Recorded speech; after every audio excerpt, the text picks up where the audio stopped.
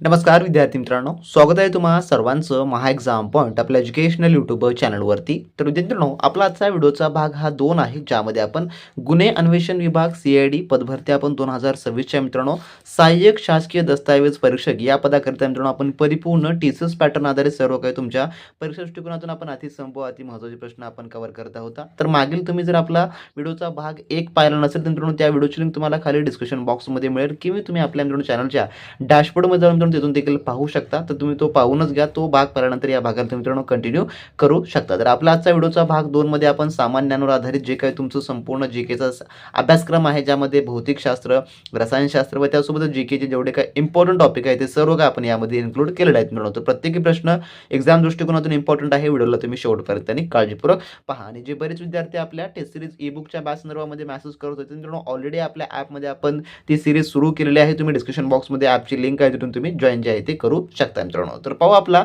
प्रश्न 1, जो की एखाद्या प्रणालीचा संवेग अक्षय असतो, जे की त्यासमोर डॅश आहे, जे की याचं उत्तर काय होणार असेल. तर याचं जे उत्तर आहे ते आहे ऑप्शन नंबर जे की सी, जे की प्रणालीवर कोणतेही बाह्य बल कार्य करत नसताना.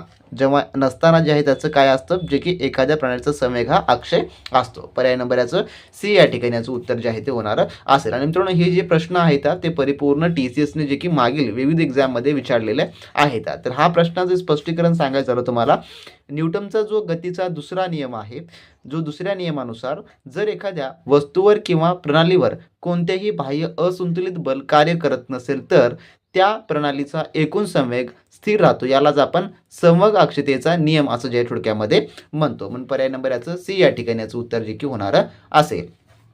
त्यानंतर प्रश्न दुसरा, जर बल आणि लांबी याचे एकक प्रत्येकी 4 पटीने वाढवले तर ऊर्जाचं एकक किती पटीने वाढेल. तर ऊर्जाचं एकक किती पटीने वाढेल या ठिकाणी विचारलेलं आहे. तर याचं उत्तर होणार असेल पर्याय नंबर जे की ए, 16 पटीनं जे की वाढणार असेल. तर यासाठी एक सूत्र आहे स्पेशली, जे सूत्र आपल्याला माहिती असणं आवश्यक आहे मित्रांनो.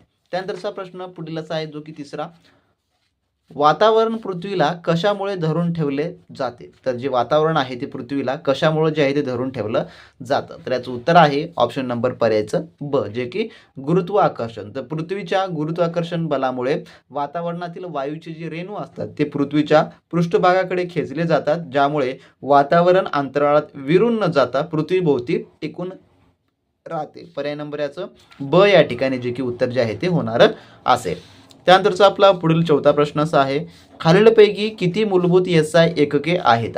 तर खालीलपैकी किती मूलभूत SI एकके आहेत असं म्हटलेलं आहे. तर याचं उत्तर आहे पर्याय नंबर ड, जे की 7 एकूण SI एकके आहेत. तर सांगायचं झालं स्पष्टीकरण तुम्हाला, तर आंतरराष्ट्रीय एकाय पद्धतीमध्ये एकूण 7 मूलभूत एकके आहेत, ज्यामध्ये मीटर, किलोग्रॅम, त्यानंतर सेकंद, केल्विन, एम्पियर, कॅन्डेला आणि मोल, जे की मोल हे द्रवाचं प्रमाण यासाठी वापरलं जातं. तर हे मोल असे एकूण जे आहे थोडक्यामध्ये 7 जे की SI एकके आहेत. पर्याय नंबर याचं ड या ठिकाणी जे की उत्तर जे आहे ते होणार असेल. त्यानंतर आपला पुढील प्रश्न 5वा असा आहे, डॅश रसायनशास्त्र हे कार्बन व्यतिरिक्त इतर मूलद्रव्यांच्या आणि त्यांच्या संयुगाच्या रसायनशास्त्राशी संबंधित आहे.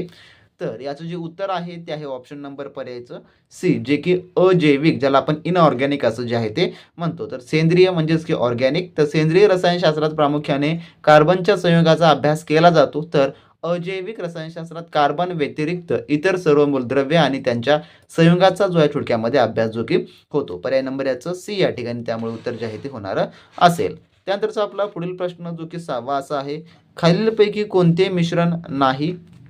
तर यापैकी मिश्रण नाही असं म्हटलेलं आहे. तर याचं उत्तर आहे ऑप्शन नंबर पर्यायचं ड, जे की सिलिकॉन हे जे आहे जो की मिश्रण नाही म्हटलेलं आहे.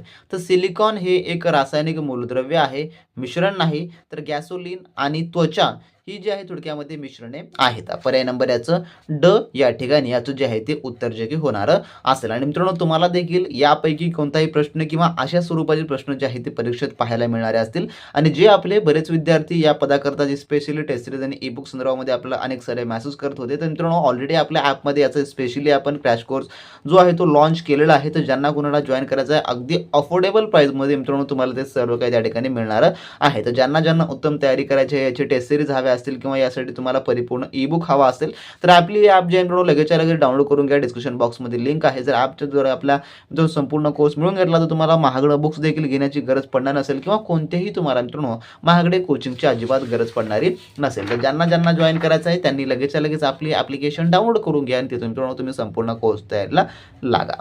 त्यानंतर आपला प्रश्न पुढील 7वा असा आहे, युरोपमधील सर्वात मोठी नदी कोणती आहे? तर युरोपमधील सर्वात मोठी नदी, तर याचं उत्तर आहे पर्याय नंबर जे की ड, जे की व्हॉल्गा ही जी नदी आहे जी युरोप खंडातील जे की सर्वाधिक मोठी नदी आहे. तर ही लांब आहे आणि मोठी नदी आहे जी रशियामधून वाहते आणि कॅस्पियन समुद्राला जाऊन ती मिळते.